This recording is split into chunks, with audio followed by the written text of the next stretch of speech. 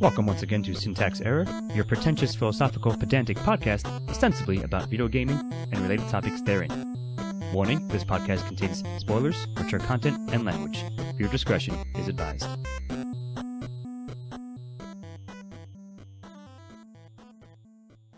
Hello there, welcome back to Syntax Error, where we're all villains in our own way. I, of course, remain Scott Thurlow, here with J. Ian Manzer. Yeah, I'm a very good evil overlord. You would be, perhaps, and Stephen Amosi. And I'm the most mundane type of evil that you could possibly There ever is. Correct. So today we're doing an article, actually more of an interview via Rock, Paper, Shotgun, and they're interviewing Matt McLean, who worked on the Obsidian game Tyranny, which, if you're not familiar with, is sort of an old-school isometric in the old vein, sort of like the old Fallouts, and Obsidian is sort of half the guys who didn't go to In Exile, who also makes like the old-school isometric RPGs. And Tyranny was sort of interestingly known for, it came out like pretty recently, maybe a year or two ago, but it's basically an evil warlord slash army empire has won, and now that's basically the status quo of the land, of the fantastical land you find yourself in. And the interview was about how... Good for them. Yeah, how to write that sort of plot and how to like combine your classical RPG elements when you're basically like a higher-ish ranking like evil official going around doing like the sort of like normal quest stuff. So I found it like, the thing is like, it's a good interview, don't get me wrong, it's fine. It's just that it's not all that substantive, although I think it does raise a number of interesting points, which is the reason we're doing it. So I do want to start off with one of the first quotes when I'm talking to Matt McLean, when he says that, quote, "I think video games often try too hard to make sure you don't relate to your victims, and so villains, therefore, are made unrelentingly villainous, and allies are made into some," I think this is a funny line, "allies are made into some combination of saccharine hangers-on or tearjerker red shirts just waiting to be killed in order to shock you into thinking death means serious storytelling." But I thought was like a pretty good start-off quote, because we have discussed in previous episodes of Syntax, way back in the day in our first season when we did an episode on morality in games, that this sort of stuff, like this sort of angle like comes up a lot. But the interview just sort of describes like his thought process sort of, or some of the things he thought about while trying to incorporate that stuff, trying to write a story from the perspective of your PC being basically a sort of ambassador of evil from this empire, which is now ruling the land in their evil ways. So, you guys have any thoughts on the on that, or in general? Well, I do. Because evil is such an interesting and underrepresented aspect of storytelling. And I don't mean that games haven't attempted to do evil before. I can think of like the Overlord series, yes, which, you're, or I think Dungeon Master, whatever it was back in the day. Yep. You were an evil overlord with your minions running around killing heroes. And then I think of like the Bethesda games, which specifically the Fallout, which Fallout 3, they attempted to give you an evil path, but it never fit the narrative that they were trying to establish. It seemed disjointed in some sense, and we've mentioned that specifically for sure. And then you have the in New Vegas, you had Caesar's Legion, or Kaiser's Legion, if you will, which I will, which in a way, when you became part of them, became gray morality in a sense of that you understood that they did come from a place it's a value system that was different, but they had their own. They're well-intentioned extremists, I guess we'll say, as that's actually terms. A very good trope call.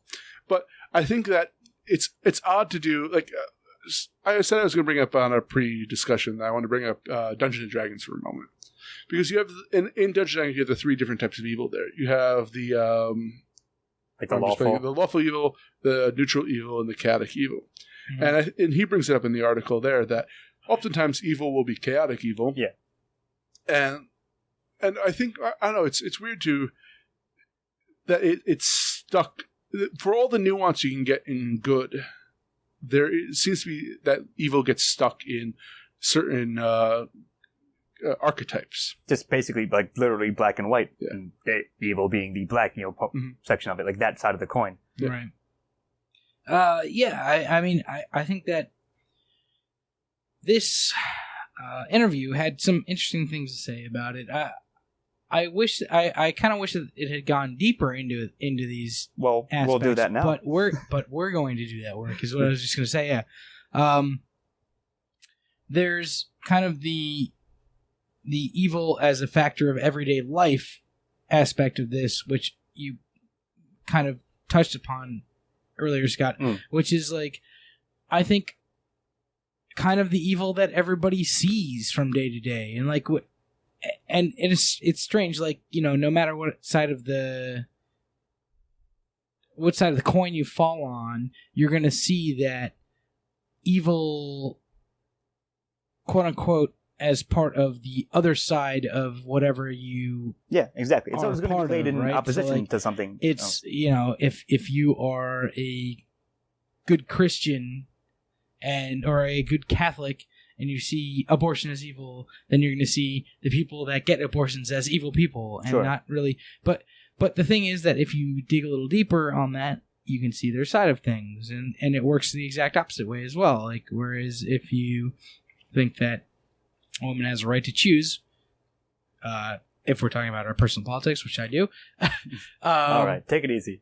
Sorry, I didn't mean to get too intense on that, but like, you know, then you see these people that go outside of abortion clinics and protest as kind of this mundane evil, right, to you, but you can still, if you try, look at them and see people. You can see parts of them that you have in common with them. Like, it's the same thing with anything. I don't know why that was the first thing that popped into my mind, but it's the same thing with any type of ideals that you disagree with somebody on. And granted, there are ideals that are certainly more hurtful to other people, which in my mind makes them more evil, that people cling to, right? Well, that goes to the problem with addressing morality in video games. Right. Yeah. I happen to be personally that morality is subjective. And I also subscribe to that mindset. Yes. So, but the idea of that is that if you're going to apply that to a video game, you come out with the Fallout New Vegas style, which is everyone. If you got close to anyone, you understand their point of view. Right. In that the NCR, provides safety, but it also is more authoritarian than, and it's in a sense the flip side of the kind of the Kaiser's Legion. Yeah, exactly. Or you're perhaps you see freedom. And I think that it did a good job of showing how no matter what choice you made, someone that a faction would have ended up hurt by your choice, because there is no good choice. There was better choices. You can't please everyone, essentially, in that sense. Or you can't save everyone. Yes, I think, is better thing we like can't to say. Be on everyone's side, for sure. But if you want to have a distinct good-bad dichotomy, and from a point of view of bad, it's very hard to make a sympathetic characters who are strictly evil unless you're going for the chaotic and just having fun. Yeah, unless the Joker shows up, essentially. Sure. Unless you want to work for the Empire with the Lawful Evil. Actually, see, so that I'm glad you mentioned that, and you mentioned the D&D thing earlier, because it seemed to be like later on they don't say it outright, or Matt McLean does not, but basically, as I understand and have gathered, that you are in a lawful evil empire in Tyranny. So that's their setup, right? It's not chaotic. They're trying to build a society. It's just that their ideology is more oppressive than general. And I thought there's another funny thing where he says, this is the game in which you play not as one of the downtrodden citizens, but as a overlord, one of the overlord's minion wearing a +1 boots of oppression, which I thought was pretty funny. But no, like, in all more seriousness, you're right. Like, as you said, Steve-O, it's more of depicting like evil as a sort of factor of everyday life, which is one of the lines they said here, one of the quotes. And it's what I thought interesting was beyond that. So you mentioned some of the like pitfalls that we discussed previously as well of the Fallout games, of trying to, like, other games that have at least attempted to try to do that, and it sort of falls flat because of that very fact. But in this one, I thought it was interesting that I kind of do want to play this game now if they port it. I believe it's only available on PC at this time, as I understand. But they solved one of those problems by establishing, as I said, your player at the higher end of the game's social hierarchy. So you're like a high-ranking evil agent, essentially, as I said, wearing the boots of oppression. And also, because of its very nature, the Lawful Evil Empire has a lot of infighting, so a lot of backstabbing between the players within it that does make perhaps for interesting, like political intrigue, like sort of Game of Thrones style almost. See, that's... I want to bring it back for a second. Okay. Grander scale. So, I've seen versions of all these types of evils, where you have the Lawful Evil, and what's interesting to me about Lawful Evil and what they're attempting to do here is that Lawful Evil tends to benefit someone in society and is a lawful good to a certain group of people. Right. The idea of, that's a good point. Yeah, you have the neutral, which is like kind of the pirate town, the thieves town, which run on a morality base, but they themselves don't promote goodness. It's just kind of a neutral. They have a code, but not necessarily. Yeah. It's a neutral port in the storm. Good or evil. Right? They have a Nietzschean code, if you will, an Ubermensch code amongst themselves. Yes. And then you have the chaotic one, which is whatever, kind of a very tribal thing, where whoever the toughest rises to the top until someone else. But the idea of infighting within a lawful neutral zone seems antithetical to the lawful. Lawful evil seems antithetical to lawful evil. That a dictator would crush whatever rebellious factions were within his. But that's not how it works, though. Let me real quickly. I'll address that, and then you can go. But I think the point of that was like, as I tease out of this, is that yes, that's true, except at the level of like higher, like basically consiglieres to the evil empire, right? It's sort of like I don't want to bring this comparison per se, but it's like Hitler's advisors, at least as the best example, or Stalin's advisors, whoever you want, right? You got your dictator at the top. Google vice presidents. Yeah. You got your overlord at the top, and you got his council who are like jockeying amongst themselves for power and position and exploiting, again, anyone else below them, all those other like lesser minions, if you will. Sure. So. Yeah, I mean, that's kind of what I was going to say. Is like there's. Yeah, they would love to crush all opposition. However, that's not how it works. There's always dissent in the ranks. There's always little things that kind of allow, there's always bureaucracy that allows dissent to thrive. By the nature of it being law for evil, they have laws, which means you can, there's something there. That's kind of how, like, when you become the government of, we'll call it evil, there's always some sort of pockets of resistance or pockets of dissent within your ranks that you're just not really going to see if you're at the top and you want to just crush everybody that says anything. That's why they have to send people out on quests right? to figure it out. I mean, that's kind of just the way it works.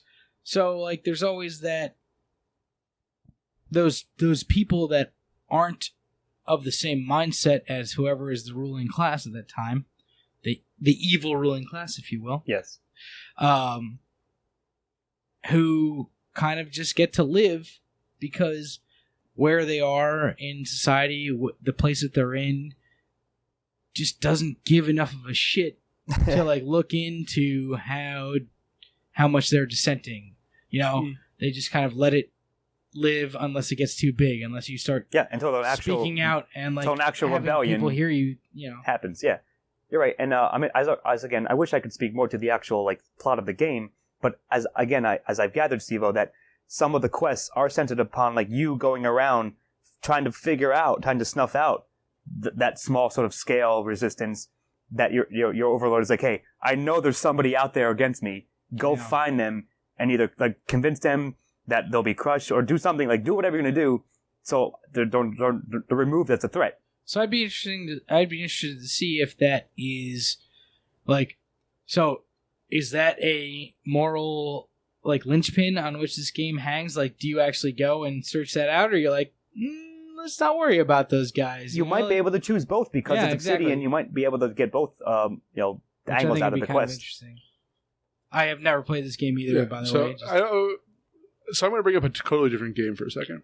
Go on. And it's going to be a very back pocket pull here. All right. Hit me. EverQuest 2. Holy shit. Mm-hmm. Yeah. No.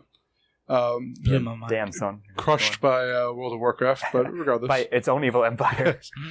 But you could start as good or evil in that. And I remember specifically, if you started as a troll, one of the first quests you were given was a landlord basically gives you an apartment if you go shake down some tenants who haven't paid their bills. Yeah. And so you had to like kind of beat up on these people who had sob stories in order to benefit yourself. Yeah. So I feel that's a very, very small glimpse into a great evil empire there, like as a starting position there. But to the point when you're starting off as someone high-ranking in the evil empire, I think it would be interesting if they went the route of perhaps you have like a family or something like that who, and your life is really good. So you are invested into protecting the livelihood of those you care about. Not at the cost.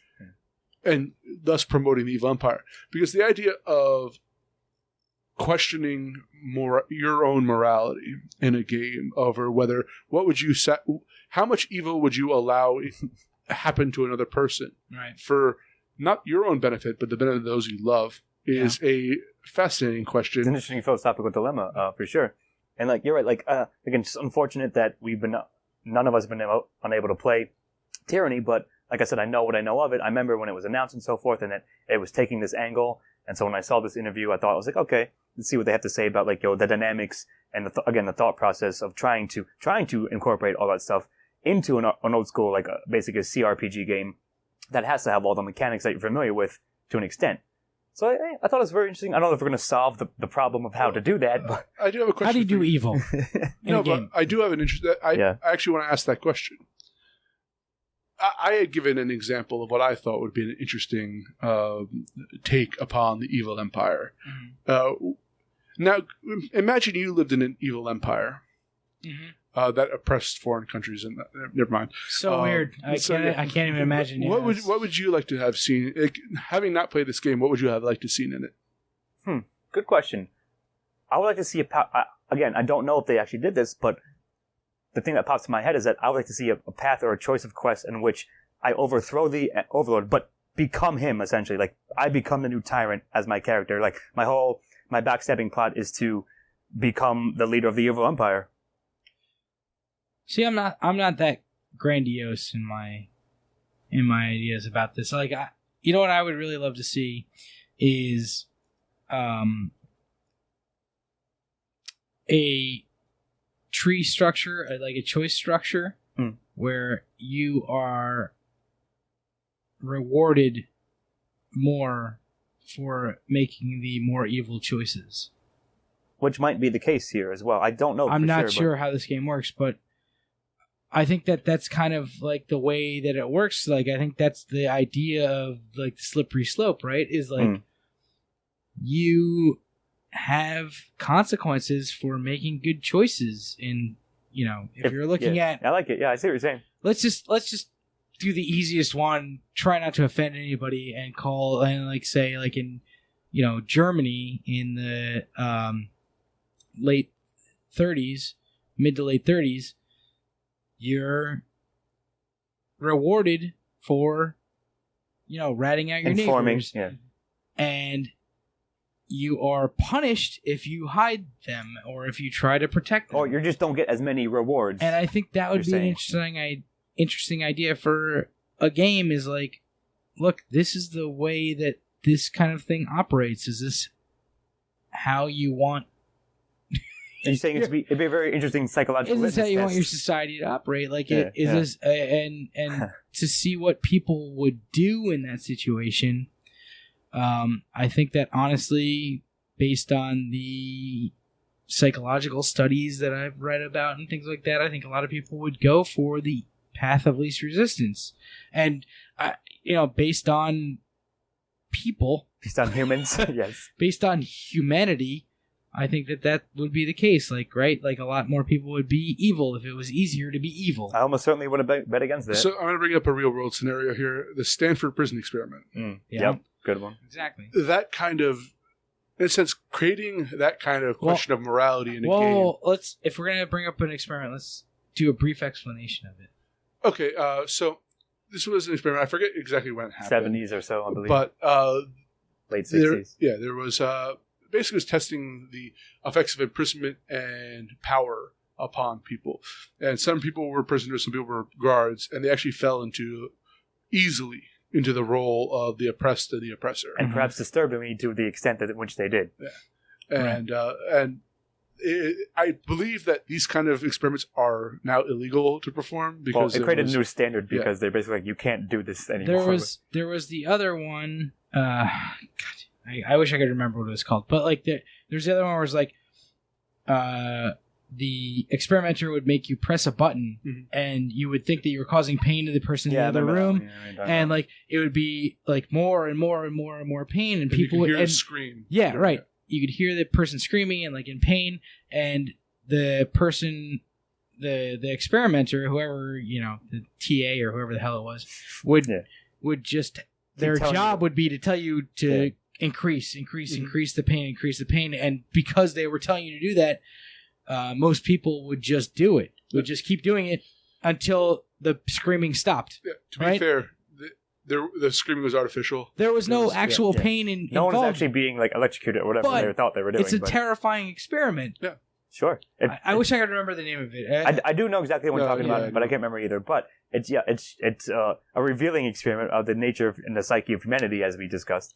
But you're right. Actually, what I would really like to do, you said to overthrow the overlord. Again, I'm interested in experimenting on people with this in a way. It just brought up. Is the idea is that you don't overthrow him. Maybe you do at a point, but you rise in the ranks until you reach the point of being his rival. And then towards the end, you're actually shown the repercussions of what you have done through your avatar. And again, I don't want to see a game where evil is simply rewarded. I think that there's too many first-person shooters who already deal with that. We have that covered already. But I would like to actually show people like whether you can choose paths, like lawful evil, chaotic evil, but you actually get to see you actually are forced to deal with the repercussions of the choices you make. Yeah, and I think that would be a very interesting game. I doubt that they went because I think I would have heard more press or negative press about how dare you make people feel this bad? way. Yeah, sure. I think actually that would be really interesting if at the end of the game, like you do all these things in normal video game fashion, like kind of without repercussion, and then at the end of the game, you just get treated to a FMV for like 20 minutes of like all the horrible things that happen to people, right? Because of what you did. I will say that to this, I know it definitely happens in the In Exile games. I imagine it would happen in Obsidian. It happens even in Fallout, where like you get like a little blurb, like an X character was crushed to death or whatever. Like all the like various choices, you got like a little blurb about what happened to it. So I'm guessing there's something like that because it's already an established thing where you do like at least if not you're told the repercussions of each little quest that you did and whatever you chose. I need like a Rick and Morty montage of like all the terrible things that happen to the people that you screwed over throughout this entire game, but it doesn't happen until the very end. So like, right, you play through this game like normal, it's a great game, and then at the end you come to full realization of like what your actions have caused. And I think that would be the most effective way to like to show people what you're actually doing when you're playing a game, like especially like the not only like this, but like the first person shooters. You made a really good point, Ian. You go and like you mow people down in first person shooters without nary a second thought about them. Well, you could press A to show your respects. Right. Yeah, sure.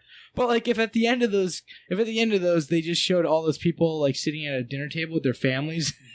Like be a very different type. It'd be of like game. the Austin Powers joke, where like the guy doesn't come home or whatever, like the henchman guy.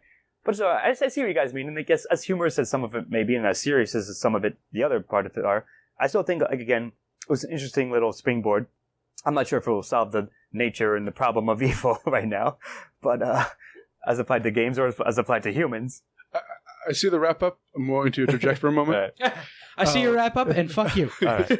You evil son of a bitch. And I raise you papers, please, And there's another game that they did, which was you're in the newspaper, a business for, and you're constructing. But I thought that was a great way of looking at, in a sense, the banality of evil. With now it's your job to evil is our business, yeah. But like the thing is, you're not confronted with the repercussions of what you're doing. They're expecting their audience, definitely in these games specifically, to know that this is kind of a satire on like in that a sense, kind of yeah. Right. Being a cog in the fascist machine. But I don't know, like I always thought that was a great, like another version Another of angle, the true, yes. using evil. You're right, and I mean, it's interesting to see like what may be used. Like maybe Tyranny may start sparking like other developers or just other indie game makers even to start thinking about this question and how to, like, again, not just to pick like the, as we said, like the sort of tired and worn out like black and white evil, and that's it. Like it's very clear cut, but I agree that we said it's much more nuanced, both sides really. And perhaps we should explore that. It has room to maneuver there, I think, within games specifically. And I would like to see what happens. But like I said, I thought just the one just sparked off a nice little interesting sort of angle about it. And I think we covered it quite nicely, at least to the best of our ability for now. Absolutely. Yeah, I think this was a good discussion. All right. Anybody final thoughts? Closing thoughts on evil? For or against? Go. Against evil. Depends. I'm for evil as long as you want to pay us to write a video game about evil. Like I said, depends. But we can agree that we are masters of the banality of evil. And this has been Syntax Error. We'll see you next time. I've been Scott Thurlow, here with Jane Manzer. I need to do some more research, personal research on evil. So yeah, so look out for that. And Stephen Amosi. Yes, I'm going to be there pressed in Ian's evil. See you next time.